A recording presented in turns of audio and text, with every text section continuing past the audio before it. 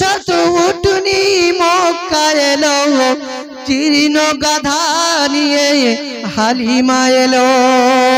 শত শত উটনি মক্কা এলো, জীর্ণ গাধা নিয়ে হালিমা এলো।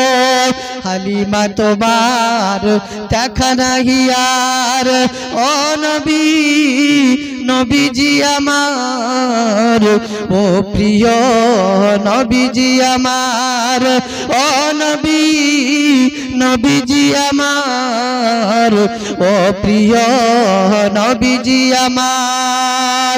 আম্মা জানমা হালিমা তুসাদিয়া রাদিয়াল্লাহু তাআলা আনহা শিশু নবী নূর নবীকে নিয়ে উটনি গাধার উপরে, জীর্ণ শীর্ণ গাধার উপরে যখন উঠলেন, ওই জীর্ণ শীর্ণ গাধাটা দ্রুত বেগেতে সবার আগে তায়েফের মায়েদের, তায়েফের দাইমাদের টপকে দিয়ে মা হালিমা সাদিয়া রাদিয়াল্লাহু আনহা ওই তায়েফের জমিনে পৌঁছে গেলেন। বলেন সুবহানাল্লাহ, আরো জোরে বলেন সুবহানাল্লাহ।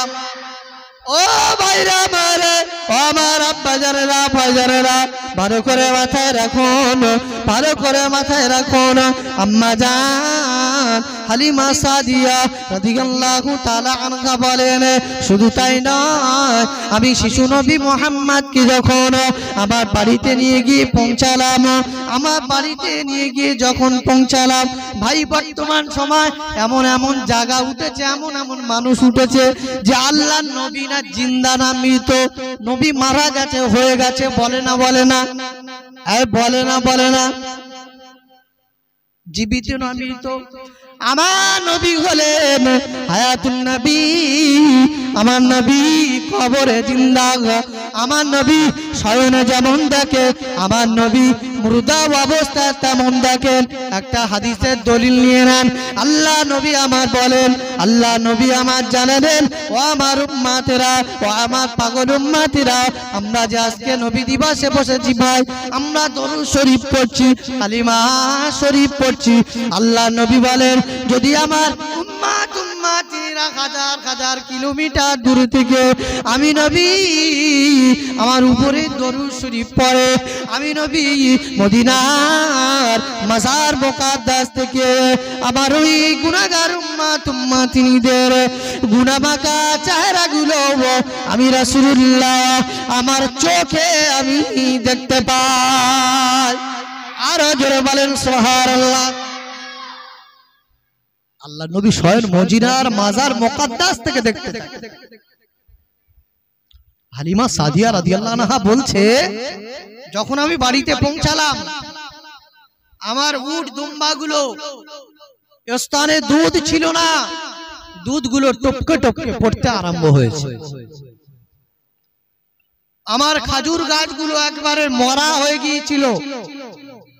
যখনই মুহাম্মদ সাল্লাল্লাহু আলাইহি ওয়াসাল্লামে কদম রাখলেন আমার বাড়িতে, আমি হালিমা সাদিয়া রাদিয়াল্লাহু আনহা বাড়িতে গিয়ে দেখছি মোরা গাছগুলো কচি কচি পাতা ছেড়েছে। জোরে বলেন সুবহানাল্লাহ।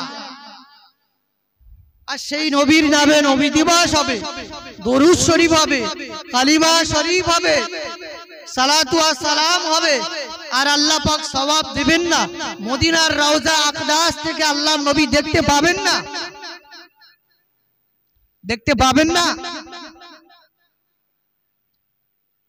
কিয়ামত পর্যন্ত যারা হজ পাকে গিয়েছে, হাজী সাহেবরা রয়েছে, জানেন আল্লাহ নবীর রওজার পাশে কত বৃদ্ধা মানুষ, দাড়িগুলো পেকে গেছে, দাড়িগুলো পেকে গেছে,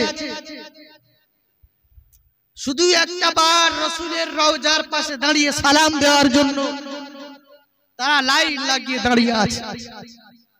রাসূলের রওজার পাশ থেকে যাচ্ছে আর বলছে, আসসালাতু ওয়াসসালামু আলাইকা ইয়া রাসূলুল্লাহ, আসসালাতু ওয়াসসালামু আলাইকা ইয়া হাবিবাল্লাহ। তাদের দাড়ি বেয়ে বেয়ে টপ টপ করে বদনার নলের মতো পানি ঝরছে।